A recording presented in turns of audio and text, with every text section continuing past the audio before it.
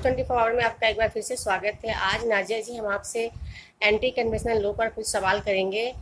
UP सरकार ने ये कानून लागू कर दिया है और यूपी सरकार समेत और भी 3 राज्यों ने लागू किया है, जबकि इस पे मुस्लिम समुदाय का ये कहना है कि ये गलत है, वो इसे गलत ठहरा रही है। तो इस बारे में एक बीजेपी नेत्री और एक मुस्लिम महिला होने के नाते आपका क्या राय होगा इस पे? मैं एक बीजेपी की एक पोस्ट होल्डर या बीजेपी की नेत्री के हिसाब से ये बात नहीं बोलूंगी और ना ही मैं एक मुसलमान होने के हिसाब से बोलूंगी, क्योंकि इंसानियत बोल के भी कोई चीज़ होती है। और लीगल फर्टिलिटी से आने के बाद एक लीगल कंसल्टेंट होने के बाद मुझे नहीं लगता है कि हम लोगों को अपना अपना ह्यूमैनिटी भूल जाना चाहिए। पोस्ट पोजीशन हम क्या हैं ये सब अपनी जगह है, लेकिन साथ साथ अगर किसी भी समुदाय या किसी भी धर्म की लड़कियों के साथ अगर गलत हो रहा है तो उस पर आवाज उठाना हम औरतों का सबसे बड़ी रिस्पॉन्सिबिलिटी है। एक पार्टी के पोस्ट पर होने पर, एक लीगल के पोस्ट पर होने पर, एक बहुत सारे एनजीओ से अटैच होने के बावजूद भी एक सोशल रिस्पॉन्सिबिलिटी बोल करके हमारे कंधों पे रहती ही है। शायद एक आम आदमी उतनी सोशल रिस्पॉन्सिबिलिटी नहीं ले पाता है, लेकिन हम जैसे लोगों पर लाखों निगाहें खड़ी होती है कि हम सोशल रिस्पॉन्सिबिलिटी कैसे निभा रहे हैं। आप मुझे एक बात कहें कि जितने भी मुस्लिम समुदाय के जो भी इस्लामिक स्कॉलर हैं या जो भी मुस्लिम पर्सनल लॉ बोर्ड के लोग हैं, जो भी ये कह रहे हैं, नेशनल टेलीविजन पर भी चिल्ला करके कह रहे हैं कि ये गलत है। मेरे पास कुछ कमेंट्स भी आए हैं मेरे इनबॉक्स में, इंस्टाग्राम के इनबॉक्स में, कि अगर मोहब्बत होती है तो इसमें धर्म नहीं देखा जाता है। मैं भी मानती हूँ कि अगर मोहब्बत आपकी किसी से भी हुई है तो उसमें धर्म नहीं देखा जाता है। फिर ये मोहब्बत उस वक्त कहाँ चली जाती है जब सामने वाली लड़की को आपको इज्जत देनी होती है। आप उससे 5 बच्चे पैदा करवाने के लिए परेशान कर देते हैं, आप उसको हिजाब पहनाने के लिए परेशान कर देते हैं, आप उसको रोजा रखवाने लगते हैं। वो बचपन से जो सीख कर आई है वो तो उसी को मोहब्बत करेगी, वो तो उसी भगवान को प्यार करेगी। आप अचानक से उसके दिल में अल्लाह की मोहब्बत और अल्लाह का एहतराम डालने की कोशिश करेंगे तो क्या वो आ जाएगा? आज हमारे मुस्लिम कौम की अगर रेयर बहुत कम होता है, अगर लाखों करोड़ों में एक आध लड़कियां अगर हिंदू लड़के से शादी कर लेती हैं तो क्या वो पूजा करने लगती हैं? क्या वो सुबह उठ करके वो चली जाती हैं अंजलि देने? क्या वो करवा चौथ का व्रत रखने लगती हैं? नहीं करती हैं ना। क्या वो गाय की पूजा करने लगती हैं? नहीं करती हैं ना। क्या वो दुर्गा पूजा मनाती हैं? नहीं करती हैं। तो आप जब मुसलमान लड़कियां अपने धर्म के बैरिकेड में रह रही हैं, जब मुसलमान लड़कियों को पता है कि मुझे हिंदू लड़के की तरफ देखना ही नहीं है शादी के हिसाब से, तो ऐसा ही हिंदू लड़कों को भी सोचना चाहिए कि हमें, ऐसा ही मुस्लिम लड़कों को भी सोचना चाहिए कि हमें हिंदू लड़कियों की तरफ शादी के हिसाब से नहीं देखना है, बिल्कुल नहीं देखना है। शादी सिर्फ एक लड़का और लड़की से नहीं होता है, शादी 2 परिवार से होती है। इसको समझना बूझना बहुत जरूरी होता है।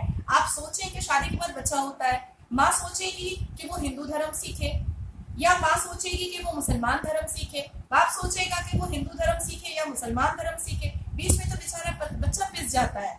अगर माँ मुसलमान है तो वो जाएगा अपनी नाना नानी के पास, तो वो मुसलमान का जनमाज बिछाकर पढ़ेगा। वो दादा दादी के पास जाएगा तो वो घंटी बजाकर पूजा करेगा। कैसे? आप तो बच्चों को परेशान करने वाले हैं। ये जरूर है कि कुछ लोगों ने मुझे ये भी कहा कि जब इंसान मोहब्बत में गिर जाता है तो अपने माँ बाप की नहीं सुनता है तो धर्म की क्या सुनेगा। मैं उसका जवाब भी देना चाहती हूँ कि मोहब्बत में उसी हद तक गिरे कि किसी के सेंटिमेंट को, किसी के धर्म को, किसी के कास्ट और क्रीड को, किसी के जज्बात को, किसी पूरी सोसाइटी के बनाए हुए तौर तरीकों को आप हाथ पहुंचाने वाले कोई नहीं होते हैं, बिल्कुल नहीं होते हैं। आपने अगर एक हिंदू लड़की को एक्सेप्ट किया है, उससे मोहब्बत की है, तो उसी हालात में उसको आपको एक्सेप्ट करना पड़ेगा, ना कि उसको आप अपने तौर तरीके में ढालने के लिए उसके ऊपर फिजिकल असल्ट करें, उसको मेंटली टॉर्चर करें, उसकी फ्रीडम को रोकें, उसके पहनावे को आप कंट्रोल में लाएं, उसकी स्टडी को रोकें। तो ये सब चलने वाला नहीं है। आप मुस्लिम कम्युनिटी में देखिए, मैं मुस्लिम कम्युनिटी से आ रही हूँ, मैं बहुत अच्छे से जानती हूँ और किसी से छुपा नहीं है। कुछ लोग होते हैं जो फ्रैंकली मुंह पर आकर बोलते हैं, कुछ होते हैं जो दबाकर बोलते हैं सिर्फ पॉपुलैरिटी पाने के लिए। तो आज मुस्लिम कम्युनिटी की अगर 1 लाख लड़कियां खड़ी की जाती हैं तो मुश्किल से 10,000 लड़कियां पढ़ी लिखी होकर के कुछ बन पाती हैं, कहीं पर पहुंच पाती हैं। आज मुसलमान घराने की लड़कियां डरी सहमी होती हैं, उनको एक अजीब सा डर होता है। किस चीज का डर होता है पता नहीं है, क्योंकि उनको ऐसे ही अपब्रिंगिंग दी जाती है, उनकी परवरिश ऐसे ही की जाती है, उनको नकाब में ढक दिया जाता है, उनको छुपा दिया जाता है, उनकी आइडेंटिफिकेशन उनको रोक दी जाती है। औरत सिर्फ बच्चा पैदा करने की मशीन नहीं है, औरत खाना बनाने की खानसामा नहीं है, कुक नहीं है, औरत घर सफाई करने की कोई काम वाली बाई नहीं है। औरत की अपनी पर्सनल आइडेंटिफिकेशन है और उसके हिसाब से उसको उतना फ्रीडम देना चाहिए। औरत अगर काम करने के साथ साथ अपनी आइडेंटिफिकेशन को प्रूव करने के साथ साथ अपनी स्टडी को कंप्लीट करने के साथ साथ अपने आप को किसी पोस्ट पोजीशन पर पहुंचाने के बावजूद अगर अपना घर संसार बच्चा सब कुछ संभाल रही है, सब कुछ सही तरीके से कर रही है, तो मुझे ऐसा लगता है कि मर्दों को, वो किसी भी कास्ट और क्रीड का हो, उसको उसका सपोर्ट करना चाहिए, एक पिलर बनना चाहिए, माँ बाप को पिलर बनना चाहिए और घर में जितने भी रिश्तेदार मर्द हैं उसको भी उनका पिलर बनना चाहिए। मैं लव जिहाद के बिल्कुल अगेंस्ट हूँ, बिल्कुल। मुझे ऐसा लगता है कि ये कानून पूरे हिंदुस्तान में बनना चाहिए। इस कानून को लागू कराने के लिए इस पर सजा भी मुकर्रर होनी चाहिए, जिस तरह ट्रिपल तलाक पे हुई है उसका एक वर्डिक्ट आया है। उसी तरीके से एंटी कन्वेंशनल लॉ पर हर हाल में सुप्रीम कोर्ट के थ्रू एक कानून बनना चाहिए, एक वर्डिक्ट आना चाहिए।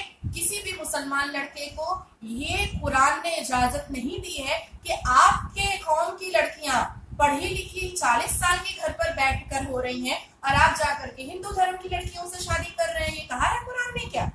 आप आराम से किसी भी पब क्लब डिस्को में जाकर के वेस्टर्न आउटफिट्स की हिंदू लड़कियों से, क्रिश्चियन लड़कियों से आप शादी कर लेते हैं, लेकिन वही वेस्टर्न आउटफिट्स अगर मुसलमान लड़कियां पहनती हैं तो आप उसको प्रोस्टिट्यूट बोलते हैं, चाहे सोशल मीडिया हो चाहे मुंह पर हो।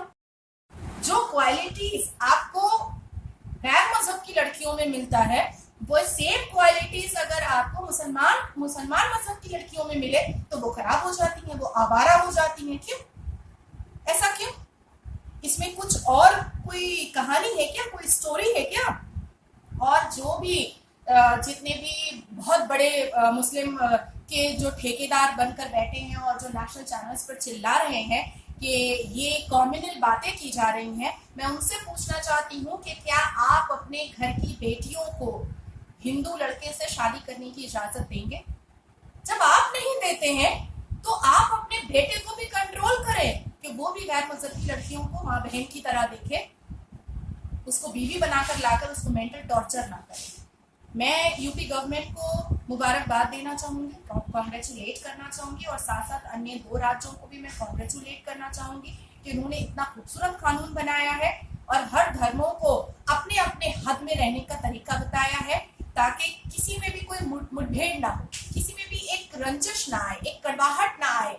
तो ये बेटर होगा कि पहले हर धर्म वाले अपने अपने धर्म के लड़का लड़की को चूज करें, और अगर फिर भी आपकी मोहब्बत सर चढ़कर बोल रही है गैर धर्म के लड़का या लड़की से, तो उसके लिए भी जगह बनाया है गवर्नमेंट ने कि आप पहले सरकार को बताइए, तब फिर आपकी इजाजत दी जाएगी। After all special marriage act में जब हम शादी के लिए रजिस्ट्रेशन के लिए डालते हैं तो 1 महीना पहले हमें फॉर्म भरना पड़ता है, उसके बाद फिर रजिस्ट्री होती है। तो उसी तरीके से आप 4 महीना पहले कर से डालिए, दोनों परिवारों को देखा जाएगा। अगर चीजें सही होगी, लड़की फिर भी आपसे शादी करने के लिए परेशान है या लड़का फिर भी आपसे शादी करने के लिए बिल्कुल मरा ही जा रहा है, तो फिर ठीक है, हो जाएगी शादी, लेकिन इन्हीं शर्तों पे होगी कि आप जिस धर्म की लड़की ला रहे हैं उस धर्म की लड़की को उसके हिसाब से चलने देंगे। जबरदस्ती आप धर्म परिवर्तन नहीं कराएंगे, किसी भी हाल में नहीं कराएंगे। और जब आपको बच्चा होगा तो माँ भी अपना कंट्रीब्यूशन और अपने धर्म का रिचुअल, अपने धर्म की हर एक चीज को सिखाएगी बच्चे को,